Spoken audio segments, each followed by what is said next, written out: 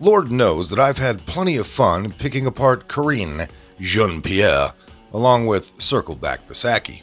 And boy, was I dead on with Corinne. This whammon is the true definition of a special needs Democrat. She has no idea what in the hell is going on every day she takes the podium.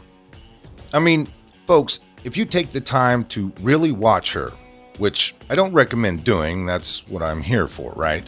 I take on the ugly jobs, so you don't have to. So hit the damn like button, please. Anyways, her statements are about as scripted as Beijing Biden's. And not just her main statements either. Even her answers. That's why she's so repetitive. This has become abundantly clear. I mean, it's beyond obvious at this point with this whole, let's call it the classified Corvette situation. But what really grinds my gears, so to speak, is how in a room of, I don't know, let's say 50 people that are sent there daily to ask questions. Okay, well, 48 of those people are straight up lapdogs for the state that act as if her answers, or total lack thereof, are just standard operating procedure. If you really take the time to listen to her, she doesn't really ever say anything, at least not anything relevant or newsworthy. All she does is cover Biden's ass and attack Trump, the previous administration, and the current Republican Party. Now, getting back to my main frustration in all this, just like with everything else over the last 2 years, just imagine if Sarah Huckabee Sanders or Kayleigh McEnany coughed up some of the same answerless answers this virtue signal hire does every single day. The reality is this whammon struggles with her job during the best of times, and this has not been the best of times, to say the least. Faced with the biggest scandal to hit the Biden administration since its inception, the press secretary has continually shown she's just not built to operate in an environment that doesn't include constant flattery and praise. When she took the job, she was the first black, lesbian immigrant to hold the position, and that offered her, let's just say, a fair bit of protection from the tough questions. And truly, thank God that that's all finally fading away as the press is demanding answers about why Joe Biden illegally possessed multiple troves of classified documents following his vice presidency. Jean-Pierre's go-to response as she shamelessly looks down at her binder over and over again to repeat the same damn answer has been to claim that they are being completely transparent, in fact, historically transparent even. Well, folks, that's not true. That's not true at all. And Jonathan Turley laid out on Friday why their excuses don't add up at all. Jonathan Turley tweeted out, "It is increasingly painful to watch Corinne Jean-Pierre as she argues that they have been transparent by being transparently unwilling to answer any questions." He goes on to say nothing prevents the White House from answering basic questions about the scandal. It will not undermine the Justice Department for the White House to confirm the president's position and recollection. The silence protects the president, not the investigation. As we've discussed in the past, no administration in history has obfuscated more by citing inapplicable federal protocols and statutes than this current administration has.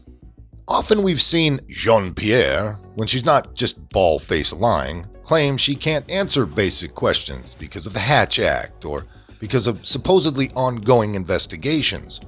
But as Turley perfectly pointed out, that's not how any of this is supposed to work.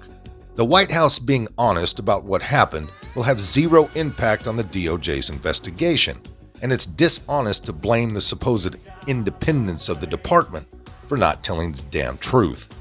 Certainly, there was absolutely nothing preventing this White House from revealing these documents were found before leaks forced their hand. Every step of the way, though, the White House has tried to cover up what was happening. This is exactly one of those moments where it becomes oh so clear how the Democrats constantly blame you or accuse you of doing exactly what the hell they're doing. They move from one lie and obfuscation to the next, all the while claiming transparency when they are exposed. Oh, and the great Mr. Turley, he wasn't finished. No. He continued tweeting out, "The White House has already stated that the documents were inadvertently removed, but refuses to answer questions on the basis or meaning of that defense." He finished up by tweeting, "I can understand the desire of a criminal defense attorney for Biden to remain silent. However, the refusal to answer basic questions is not to protect the independence of the Justice Department or the investigation. It's meant to protect the president as an individual." Now, Turley really hits on the key part of this in his third post.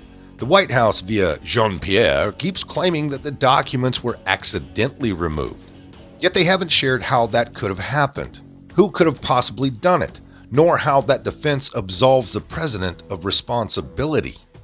Saying that the classified information was taken mistakenly is just another way of saying gross negligence was involved. Some of the documents were supposed to be contained in a SCIF, and no explanation has been offered as to how in the hell they ended up in the trunk of Biden's vet 6 years later. I'm joking, but only kind of. As I mentioned in a video, I believe last week or the week before, I forget the title, this is far from the most transparent administration in history, as Jean-Pierre claims. This White House has made a mockery of Americans, treating them like idiots in an attempt to avoid any and all accountability. Now, in closing, absolutely none of the excuses are adding up. And even reporters that have previously been, well, total whores for this clown show administration are finally pressing the issue. I don't think Jean-Pierre can talk her boss out of this one. In fact, I give it probably a week before she starts shouting racism. Most of this came by way of redstate.com. If you liked it, hit that like button. Subscribe if you haven't. Leave a comment down below. There's a PayPal link in the description box, so please put $1 in the bucket on the way out the door. I'd like to thank everyone for all your donations. They're much needed and much appreciated.